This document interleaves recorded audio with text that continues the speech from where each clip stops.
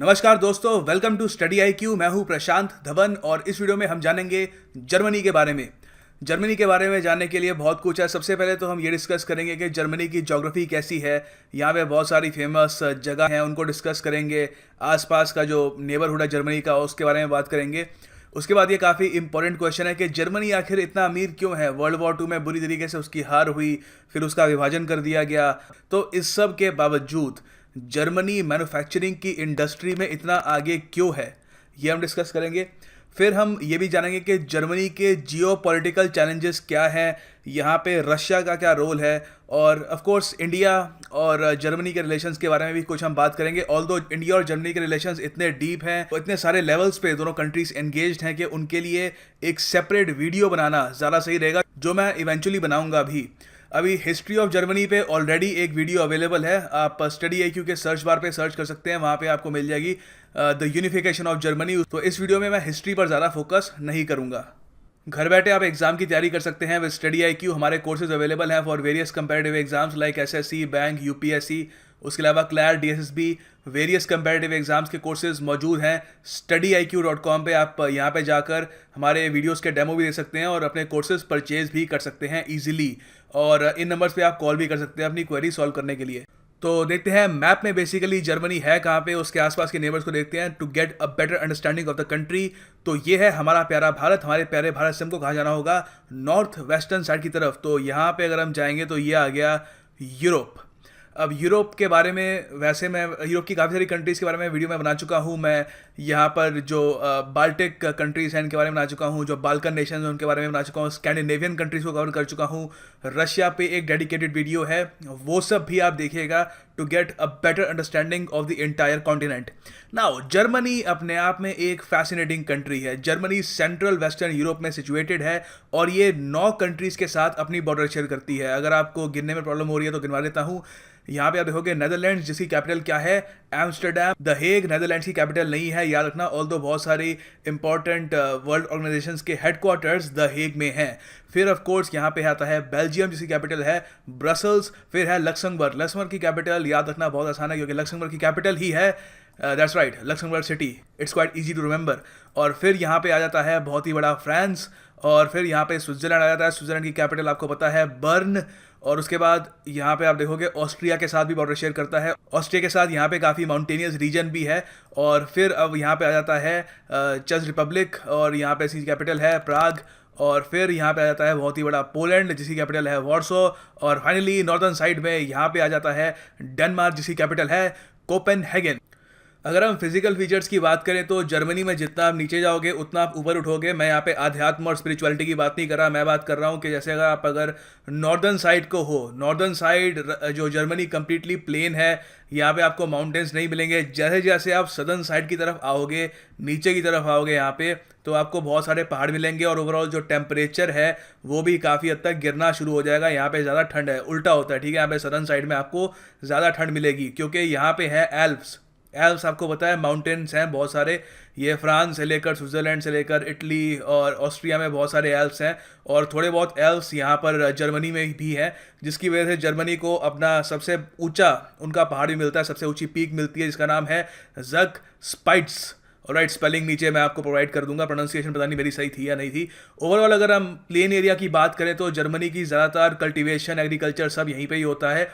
और जर्मनी का ये एरिया बहुत फ्लैट है, just like Poland. Poland completely flat है। पोलैंड में आपको हिल्स, माउंटेन्स वगैरह नहीं मिलेंगे। और वैसे आप अगर कार से पोलैंड से लेकर जर्मनी तक अगर आप घूमते हो, अगर आपके पास यूरोपियन यूनियन का पासपोर्ट है या और कोई आपके पास बंदोबस्त है और आप ऐसा कर रहे हो, तो आपको डिफरेंस नोटिस करने में बहुत दिक्कत आएगी क्योंकि जो टेरेन है काफ़ी हद तक पोलैंड और जर्मनी की यहाँ तक पूरी सेम ही है। मगर एक चीज़ है जो पोलैंड में नहीं है और आपको जर्मनी में बहुत ज़्यादा मिलेगी, वो है टॉर्नेडो। जर्मनी में, यूरोप में सबसे ज़्यादा टॉर्नेडो आते हैं। इसका रीज़न ये है कि एक तो यहाँ से विंड्स बहुत सारी आती हैं। ये आप देखोगे यूनाइटेड किंगडम और ये जो स्कैंडिनेवियन कंट्रीज हैं यहाँ पे, नॉर्वे, स्वीडन वगैरह, इनके बीच का जो कॉरिडोर है, यहाँ से स्क्वीज होकर बहुत सारी विंड्स आती हैं। और उसके अलावा यहाँ से मेडिटेरेनियन से भी बहुत सारी स्ट्रॉन्ग विंड्स आती हैं, जिसकी वजह से यहाँ पे काफ़ी स्टॉर्म्स आ जाते हैं। और जर्मनी में, पूरे यूरोप में सबसे ज़्यादा आपको टॉर्नेडो मिलेंगे, वो भी यहाँ पे इनके प्लेन एरिया में जहाँ पे एग्रीकल्चर होता है। अब जर्मनी से रिलेटेड एक बहुत ही इंपॉर्टेंट क्वेश्चन ये आता है कि जर्मनी की जो 4 रिवर्स हैं वो कौन कौन सी हैं। ये काफ़ी बार एग्जाम में पूछते हैं कि बताओ ये रिवर किस देश में है। तो 4 मेन रिवर्स हैं जिनके बारे में आपको पता होना चाहिए। एक तो है दनूबे, दूसरी है RHINE राइन ELBE एल्बे, और चौथी है मेन जिसकी स्पेलिंग भी MAIN ही है। अब इन रिवर्स के बारे में थोड़ा आपको बता देता हूँ क्योंकि इनमें से कई रिवर्स कई देशों से गुजरती है। जर्मनी की 4 इंपॉर्टेंट रिवर्स हैं। ये है दनूबे, रहाइन, इनकी स्पेलिंग यहाँ पे आपको दिख रही होगी, एल्बे और मेन। दनूबे सबसे इंपॉर्टेंट है क्योंकि ये सेकंड लॉन्गेस्ट रिवर है पूरे यूरोप में। यूरोप की लॉन्गेस्ट रिवर कौन सी है? वोल्गा रिवर, ऑफ कोर्स आपने इसके बारे में सुना होगा। और वोल्गा रिवर कहाँ बहती है? रशिया में। ऑलराइट, तो सेकंड लार्जेस्ट है दनूबे क्योंकि 10 कंट्री से ये बहती है, अगर हम जर्मनी को भी उसमें इंक्लूड कर लें। तो जर्मनी के अलावा ये सर्बिया में बहती है, ऑस्ट्रिया में, बल्गेरिया में, रोमेनिया में, स्लोवाकिया में, क्रोएशिया में, यूक्रेन में, मोल्दोवा और हंगरी, इन सब कंट्रीज़ में यहाँ पे ये दनूबे बहती है। और काफ़ी लोगों को इससे रोज़गार मिलता है। काफ़ी कंट्रीज़ इनलैंड वाटरवे की तरह इस्तेमाल करती है इस रिवर को। उसके अलावा है राइन। राइन सेकंड लार्जेस्ट रिवर है जर्मनी की, और ये भी काफ़ी कंट्रीज में बहती है मगर दनूबे की तरह नहीं बहती। ये सिर्फ ऑस्ट्रिया, फ्रांस में बहती है, और उसके अलावा कुछ और नेदरलैंड्स के कुछ रीजन है वहाँ पर भी ये बहती है। फिर है एल्बे। एल्बे भी ये काफ़ी इंपॉर्टेंट रिवर है। ये चेक रिपब्लिक से आती है जर्मनी की तरफ। ये जर्मनी का जो वेस्टर्न और ईस्टर्न पार्ट है वहाँ से बहती है। फिर है मेन। मेन वैसे नाम इसका मेन है मगर मेन है नहीं है। साइज में भी ये मतलब लंबी रिवर नहीं है। ये छठे या सातवें नंबर पे आती है, ये चौथे नंबर पे नहीं आती। मगर काफ़ी एक्वेटिक लाइफ है यहाँ पे, और काफ़ी पोएम्स लिखी जा चुकी हैं इसके ऊपर, और काफ़ी फेमस पेंटिंग्स भी है मेन के ऊपर। That's why I am mentioning this as well. मैं आपको जर्मनी की रिवर्स के बारे में सिर्फ इसलिए नहीं बता रहा था क्योंकि रिवर्स के बारे में क्वेश्चंस आते हैं यूपीएससी प्रीलिम्स या सीजीएल में भी आ सकते हैं। उसके अलावा अगर हम जर्मनी की प्रोग्रेस को समझना चाहते हैं तो हमको उनकी रिवर्स की इंपॉर्टेंस को भी एक्नॉलेज करना होगा। जर्मनी के पास दुनिया का सबसे डेवलप्ड इनलैंड नेविगेशन सिस्टम है, या आप कह सकते हो one of the most developed. I think यहाँ पर और कंट्रीज भी है, जैसे फॉर एग्जांपल नेदरलैंड्स, वो भी कंपटीशन दे सकती है। मगर जर्मनी का बाय फार काफ़ी सिस्टमैटिक है और काफ़ी ऑर्गेनाइज है। इनलैंड नेविगेशन सिस्टम से मेरा मतलब क्या है कि देखो, जब किसी देश के अंदर इतनी सारी नदियाँ बहती हैं तो उन नदियों का इस्तेमाल किया जाता है गुड्स की ट्रांसफ़र के लिए, या मैन्युफैक्चरिंग के लिए कोई मटेरियल है उनको भी ट्रांसफ़र करने के लिए। अब इंडिया में आपको पता है सागरमाला प्रोजेक्ट अब जाके शुरू हुआ है 2017 में। हालांकि उससे पहले भी सरकार ने काफ़ी बार कोशिश करी है मगर कभी एक इतना ज़्यादा इसको इम्पोर्टेंस नहीं दी गई, क्योंकि इंडिया में मैन्युफैक्चरिंग सेक्टर को बनाने में ही हमने कभी इंपॉर्टेंस नहीं दी। क्योंकि देखो, आपको अगर मैन्युफैक्चरिंग सेक्टर डेवलप करना है अपना, तो आपको सिटीज़ के बीच में और मैन्युफैक्चरिंग हब्स के बीच में प्रॉपर कनेक्टिविटी भी चाहिए। अगर आपकी एक फैक्ट्री है सूरत में, एक फैक्ट्री है आपकी मान लो बॉम्बे में, तो सूरत और बॉम्बे के बीच में कनेक्टिविटी इतनी अच्छी होनी चाहिए कि जो रॉ मटेरियल्स है, मान लो कॉटन या जूट वगैरह, जो भी उनको एक जगह से दूसरी जगह लेके जाना है वो जल्दी लेके जा सके। इंडिया की सड़कों की कंडीशन आपको पता है। अब जाके हमने भारतमाला प्रोजेक्ट भी शुरू किया है, उससे भी काफ़ी हद तक सड़कों की कंडीशन सही होगी। तो उससे पहले हम ये कर सकते थे कि नदियाँ इंडिया में इतनी सारी है, नदियों में ही हम बोट्स को चलाकर या और तरीके से गुड्स की ट्रांसपोर्ट शुरू कर सकते थे, जो हमने कभी नहीं किया। जर्मनी ने वर्ल्ड वॉर ख़त्म होने के बाद ही, सेकेंड वर्ल्ड वॉर ख़त्म होने के बाद ही इनलैंड नेविगेशन सिस्टम पे काम करना स्टार्ट कर दिया। उससे बेसिकली होता क्या है, मैं मैन्युफैक्चरर हूँ, मुझे अपना सामान एक जगह से दूसरी जगह भेजना है, तो अगर मैं इनलैंड नेविगेशन सिस्टम से भेजता हूँ तो मुझे सस्ता पड़ेगा। सड़क या रेलवे से इनलैंड नेविगेशन सिस्टम काफ़ी सस्ता पड़ता है। अगर आप बड़े स्केल की बात कर रहे हैं, काफ़ी बचत हो जाती है। तो ये काफ़ी इंपॉर्टेंट पार्ट है। नदियों ने बहुत इंपॉर्टेंट रोल प्ले किया। उसके अलावा ये नदियाँ अपनी साफ़ रखते हैं। नदियों में, जैसे आपको पता है इंडिया में नदियों की क्या हालत हो गई है, कई नदियों में आग लग जाती है हमारे यहाँ। तो अब ये ऐसी कंडीशन इनके यहाँ नहीं है, तो उसकी वजह से टूरिज्म भी बहुत ज़्यादा आता है। जर्मनी की नदियाँ जो है फेमस है अराउंड द वर्ल्ड, लोग यहाँ पे आते हैं और खेलते हैं उसके आसपास और फ़ोटोज़ लेते हैं वगैरह। और उस सब के अलावा एक प्राइमरी सोर्स है हाइड्रो इलेक्ट्रिक जनरेशन का। जर्मनी आपको पता है क्लाइमेट चेंज के बारे में बहुत ही सेंसिटिव है। सोलर पैनल्स लगाने में ये काफ़ी एक्टिव है। काफ़ी सारे जर्मन ये जो एयरपोर्ट हैं वहाँ पे आप देखोगे उनके रूफ्स पे बहुत सारे सोलर पैनल लगे हुए हैं, और काफ़ी तेज़ी से ये रीन्यूएबल सोर्स ऑफ एनर्जी की तरफ बढ़ना चाहते हैं। तो हाइड्रो इलेक्ट्रिसिटी भी जनरेट कर लेते हैं ये अपनी रिवर से। उसके अलावा रिक्रिएशनल प्लेटफॉर्म भी प्रोवाइड करता है लोगों के लिए। लोगों को भी जब साफ़ सुथरी नदियाँ मिलती हैं तो वहाँ पे पिकनिक्स मनाने जाते हैं। और उसके अलावा मार्किंग नेशनल बॉर्डर्स, इसे नेशनल बॉर्डर्स जो होती हैं वही मार्क करना काफ़ी इंपॉर्टेंट हो जाता है। और उसके अलावा एक ज़रूरी चीज़ होती है, एक वाइब्रेंट इकोसिस्टम बना रहता है। इसकी जो इम्पोर्टेंस है वो बाद में पूरी कंट्री में दिखती है, जब हम देखते हैं कि पूरी कंट्री का इकोसिस्टम ठीक ठाक है उनकी नदियों की वजह से।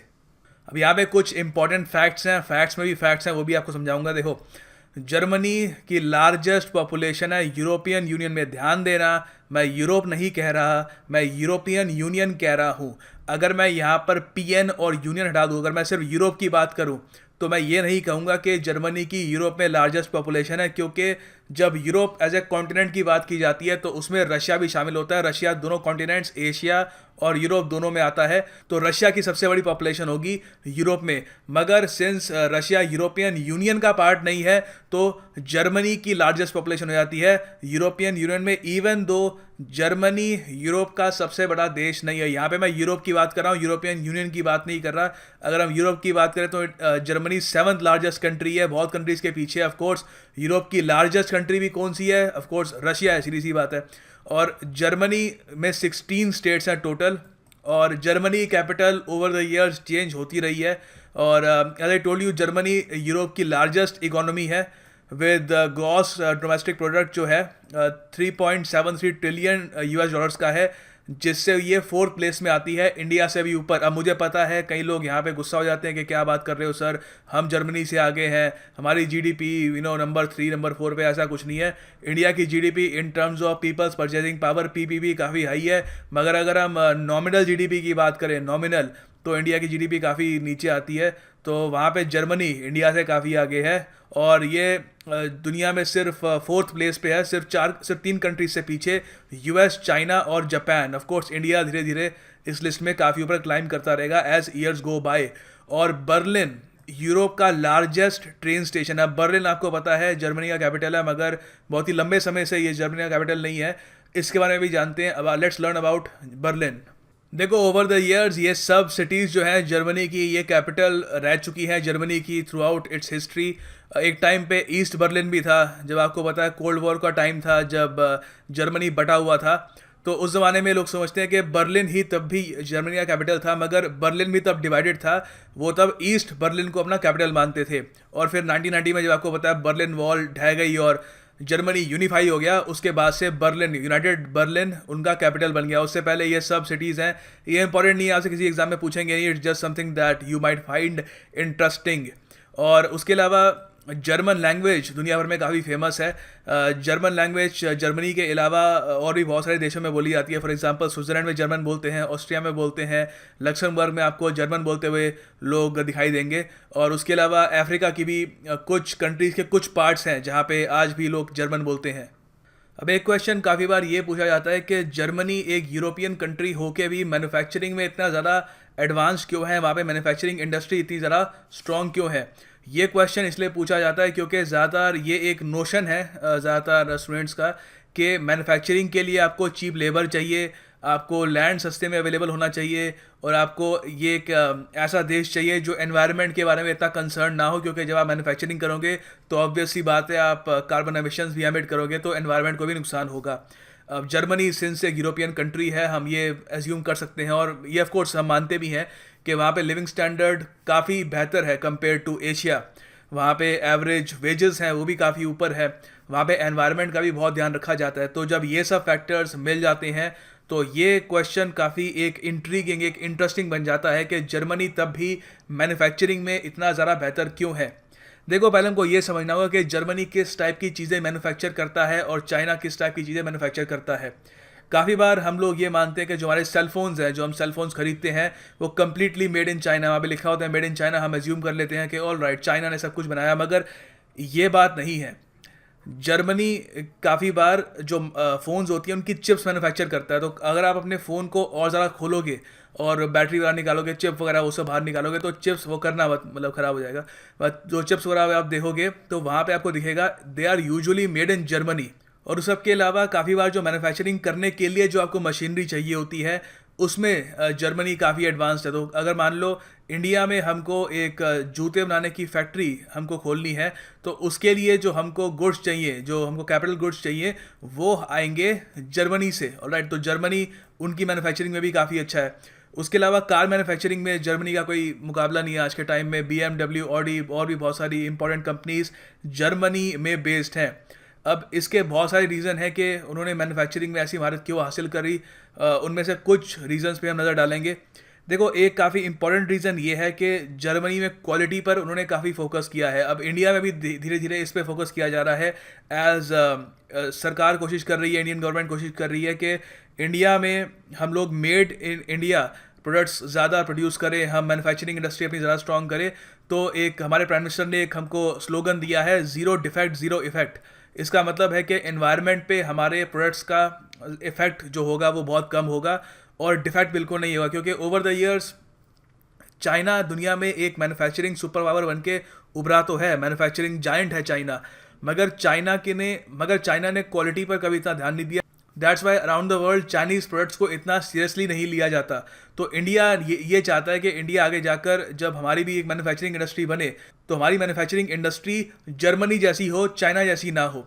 अब जर्मनी जैसी इंडस्ट्री बनाने के लिए हमको क्या करना होगा? देखो, जर्मनी ने सबसे पहले तो लेबर रिफॉर्म्स पे काम किया। अब वहाँ पे जैसे मैंने आपको बताया था कि एक प्रॉब्लम है कि लोग, सीधी सी बात है, एक डेवलप्ड कंट्री है तो लोग ज़्यादा एक्सपेक्ट करते हैं। लोग एक्सपेक्ट करते हैं कि उनको ज़्यादा पैसे मिलेंगे। तो अकॉर्डिंगली वहाँ पे जर्मनी में वर्किंग आवर्स काफ़ी ज़्यादा है। बाकी यूरोपियन कंट्रीज़ में लोग इतना काम नहीं करते, मगर जर्मनी में अगर आपको पे अच्छी मिल रही है तो अकॉर्डिंगली आप काम भी ज़्यादा करोगे, आप ज़्यादा घंटों तक वहाँ पर फैक्ट्री में काम करोगे। उसके अलावा फैक्ट्रीज़ को भी लोग चाहिए काम करने के लिए। अब इंडिया में लोग कहते हैं कि अनएम्प्लॉयमेंट है, जबकि अनएम्प्लॉयमेंट वैसे है नहीं। लोगों को स्किल्ड लेबर चाहिए, मगर स्किल्ड लेबर मिलती नहीं है। तो जर्मनी में स्किल्ड लेबर बहुत ही यंग एज पे वो प्रोड्यूस करना स्टार्ट कर देते हैं। जब वहाँ पे स्टूडेंट्स 15 से 16 साल के होते हैं तो उसी दौरान उनको स्कूल के बाद किसी वर्क प्लेस से भेजा जाता है। अगर मान लीजिए कोई स्टूडेंट है वो प्लम्बर बनना चाहता है तो स्कूल के बाद उसको प्लम्बर्स की एक वर्कशॉप पे भेजा जाता है, जहाँ पे वो प्रोफेशनल प्लम्बर्स के साथ काम करता है, सीखता है क्राफ्ट वगैरह क्या है, और साथ में उसको $300 से $500 की उसको एक अलाउंस भी मिलता है महीने का। अब ये सरकार के रूल्स है कि उसको एक आप कह सकते हो कि एक एंटरप्रेन्योर्स के अंडर काम करने के लिए उसको इतना इंसेंटिव मिलना चाहिए। अब क्या है कि सिंस उसको इतने पैसे मिल रहे हैं तो जहाँ पे जाएगा तो ऐसा नहीं है कि बस उसको स्टूल पे बिठा देंगे। सिंस उसको पैसे दे रहे हैं तो उससे वो काम भी कराएंगे और इसी दौरान वो काम सीखेगा भी, वो स्किल सीखेगा भी। इंडिया में क्या होता है कि आदमी ग्रेजुएट हो जाता है, कॉलेज से बाहर आ जाता है, मगर उसके पास कोई एक्चुअल स्किल्स नहीं होती, उसको बस थ्योरी पता होती है, बहुत सारी चीज़ों की स्किल्स बहुत ज़्यादा कम होती है। यहाँ तक कि हमारे जो कंप्यूटर प्रोग्रामर्स होते हैं वो काफ़ी बार देखा जाता है कि उनको कंप्यूटर में एक्चुअल कोडिंग, एक्चुअल प्रोग्रामिंग के बारे में इतनी जानकारी नहीं होती। वो बस बेसिक कुछ थ्योरी वगैरह पढ़ के आ जाते हैं, बुक्स वगैरह, और ओवरऑल स्किल की बहुत ज़्यादा कमी होती है। तो जर्मनी ने ये गैप काफ़ी हद तक ब्रिज किया है। उसके बाद एक काफ़ी इंपॉर्टेंट पार्ट ये भी है कि जर्मनी में वर्कर यूनियन काफ़ी स्ट्रांग है। अब वर्कर यूनियन ज़्यादा जब स्ट्रांग होती है तो लोग ये एज्यूम कर लेते हैं कि वहाँ पे टेंशन्स होती होगी बहुत ज़्यादा, जो कंपनी के मालिक हैं और जो वर्कर यूनियंस हैं, स्ट्राइक्स वगैरह भी होती होगी और वेज को लेकर काफ़ी डिस्प्यूट्स होते होंगे। मगर ऐसा नहीं है। काफ़ी बार जो बोर्ड ऑफ डायरेक्टर्स होते हैं वहाँ पे जो वर्कर्स की जो यूनियन है उनके रिप्रेजेंटेटिव्स भी आते हैं। तो बेसिकली कंपनी के प्रॉफिट्स देखते हैं, और अगर जब वो देखते हैं कि कंपनी के प्रॉफिट्स कम हो रहे हैं, कंपनी उतना अच्छा परफॉर्म नहीं कर रही, तो वो अकॉर्डिंगली अपने वेजेस भी उसके हिसाब से ऑल्टर कर लेते हैं। तो एक बहुत अच्छा कम्युनियन है जो मालिक है कंपनी के उनके बीच और वर्कर यूनियन के रिप्रेजेंटेटिव्स के बीच में। तो इससे ये नहीं कभी एक मिसअंडरस्टैंडिंग खड़ी होती कि उनको लग रहा है कि जो कंपनी के मालिक हैं वो हमारा खून चूस रहे हैं या फिर they are earning more than they should और हमको कम पैसे दे रहे हैं। फाइनली एक अच्छा ट्रांसपोर्ट सिस्टम है जर्मनी में। As I told you, inland waterways पर उन्होंने बहुत काम कर रखा है। सड़कें जर्मनी की काफ़ी अच्छी है, काफ़ी सारी उनकी जो हाईवेज हैं वहाँ पे स्पीड लिमिट नहीं है। कह रहा साइन आता है वहाँ पे लिखा होता है there is no speed limit. आप बहुत ही तेज़ी से अपने ट्रक्स या जो भी आपको कार को लेकर जाना आप जा सकते हो। तो उससे भी ओवरऑल एक मैन्युफैक्चरिंग के लिए काफ़ी अच्छा एक एनवायरनमेंट तैयार होता है। तो ये कुछ रीज़न है जिससे हम समझ सकते हैं कि जर्मनी एक मैन्युफैक्चरिंग पावर हाउस आज के टाइम में क्यों है। ऑफ कोर्स इसके अलावा और भी सोशियो इकोनॉमिक रीजंस हैं। अगर हम लेयर्स उठाएं तो इस पर पूरी बुक लिखी जा सकती है, एक पूरी लाइब्रेरी बन सकती है इस पर कि जर्मनी की मैन्युफैक्चरिंग इतनी अच्छी क्यों है। बट ये काफ़ी हद तक जो मेन पॉइंट्स हैं वो मैंने आपको बता दिए। अगर हम जर्मनी के जियोपॉलिटिकल और इकोनॉमिक चैलेंजेस के बारे में बात करें तो बहुत सारे चैलेंजेस हैं, उनमें से कुछ आपके सामने मैं रख रहा हूँ। पहले तो है जर्मनी के डिक्लाइनिंग एक्सपोर्ट्स। अब आपको पता है यूरोपियन यूनियन बेसिकली एक ग्रुप ऑफ कंट्रीज़ का है जो एक मैन्युफैक्चरिंग सुपर पावर के आसपास बसी हैं। तो जर्मनी बहुत तेज़ी से मैन्युफैक्चरिंग कर रहा है और बाकी देश भी उससे फ़ायदा उठाते हैं क्योंकि वो अपने रॉ मटेरियल जर्मनी को बेच पाते हैं। उनके लोग जर्मनी में आके काम करते हैं। जर्मनी में एक्चुअली दुनिया में सबसे ज़्यादा माइग्रेंट्स जाते हैं आफ्टर द यूएस। तो ओवरऑल लिविंग स्टैंडर्ड काफ़ी अच्छा है और काफ़ी एक्सेप्टिंग सोसाइटी है। तो यूरोप के बाकी जो कंट्रीज़ हैं, पोलैंड, ऑस्ट्रिया वगैरह, वहाँ से भी लोग जर्मनी की तरफ जाते हैं। अब क्या है कि दुनिया भर में आपको पता है जो डिमांड है फॉर गुड्स वो गिरती जा रही है। चाइना में धीरे धीरे एक स्लो डाउन आ रहा है। चाइना उस तरीके से ग्रो नहीं कर रहा जरा एक टाइम पे ग्रो कर रहा था। इंडिया अभी चाइना के लेवल पे पहुंचा नहीं है ग्रोथ के, डबल डिजिट ग्रोथ के इंडिया काफ़ी पीछे है। अभी शायद अगले साल हम 7.5 के आसपास ग्रो करेंगे according to the World Bank, let's see. तो ओवरऑल दुनिया भर में आप देखोगे, यूएस में भी आप देखोगे वहाँ पे भी प्रोटेक्शनिस्ट पॉलिसी अपनाई जा रही है। मेड इन यूएसए ज़्यादा खरीदेंगे लोग, उसके लिए सरकार काम कर रही है। तो दुनिया भर में डिमांड जो है गुड्स की वो गिर रही है, तो उसका direct impact Germany the manufacturer को पड़ेगा और उसकी वजह से हम जर्मनी का जो ट्रेड सरप्लस है वो भी गिरता हुआ हम देख सकते हैं।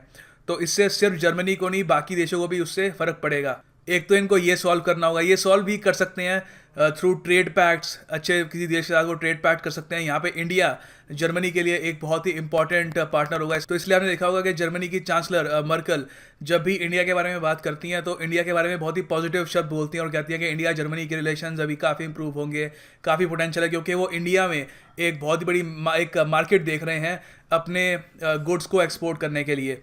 उसके बाद जर्मनी में देखो गैस की उनके पास कोई वैसे मतलब कोई रिजर्व्स हैं नहीं। जर्मनी में आपको गैस या ऑयल के कोई रिजर्व नहीं मिलेंगे। जो उनकी सारी गैस आती है जो पूरे जर्मनी को पावर करती है वो रशिया से आती है। रशिया में आपको पता है गैस का भंडार है और उनकी काफ़ी सारी अच्छी पाइपलाइंस हैं through out Europe.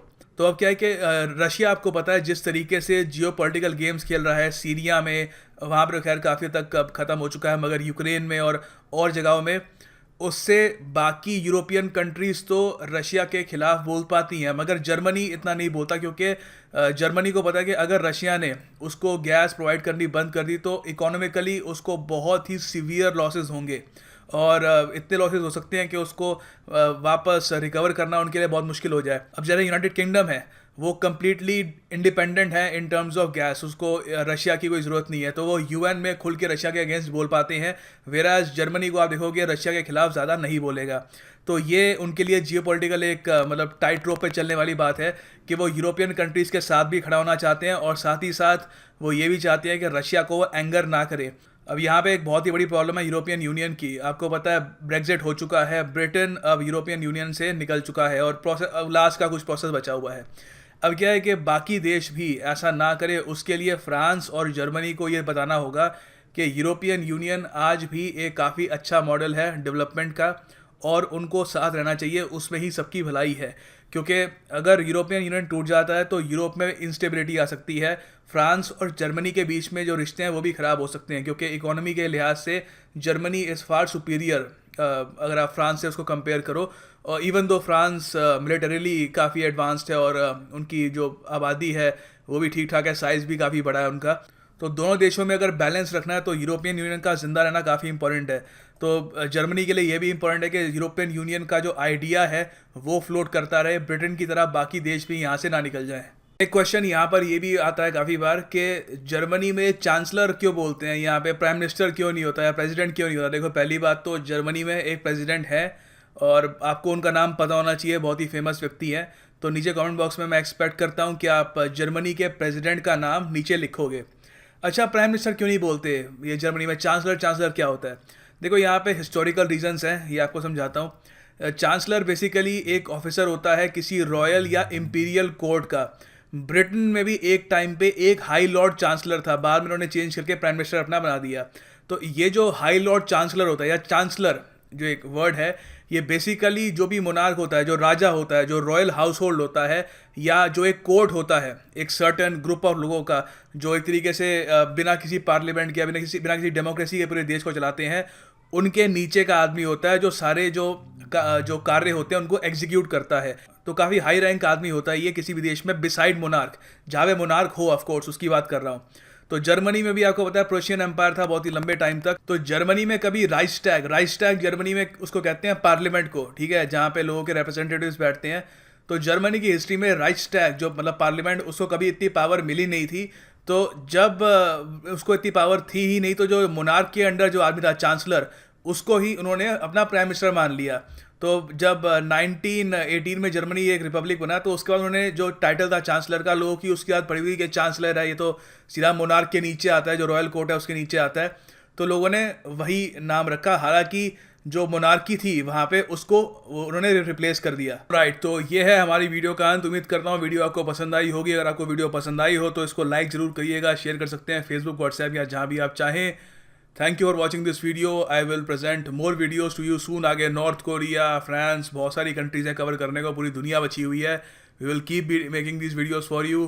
God bless you all.